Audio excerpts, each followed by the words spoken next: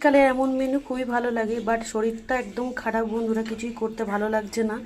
তো এক সিদ্ধ ভাত বলতে পারো, আর ডালে চালে খিচুড়ি বলতে পারো।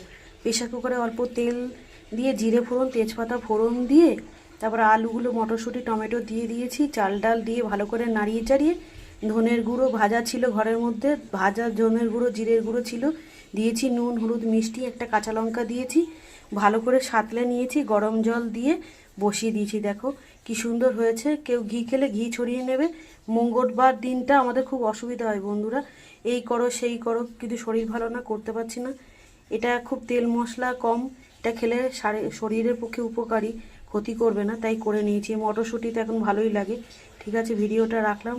কন্টেন্ট ক্রিয়েটার হয়েছে, কিছু তো ক্রিয়েট করে পোস্ট করতে হবে, তাই না বন্ধুরা? তা ঘরোয়া রেসিপি তোমাদের সাথে শেয়ার করলাম। কেমন হয়েছে তোমরা কমেন্ট করে জানিও। গরম গরম শীতকালে যাই করবে ভালো লাগবে। সবাই খেয়ে নিই তাহলে, রাখছি তাহলে ভিডিওটা এখানে। ভালোবাসা দিও, একটু পোস্ট কম করছি বা রেসপন্স কম করছি, তোমরা একটু পাশে থেকো প্লিজ। আর ভিডিও রিলেটেড কমেন্ট করো, সবাইকে ভালোবাসা দিও। টাটা, লাভ ইউ অল।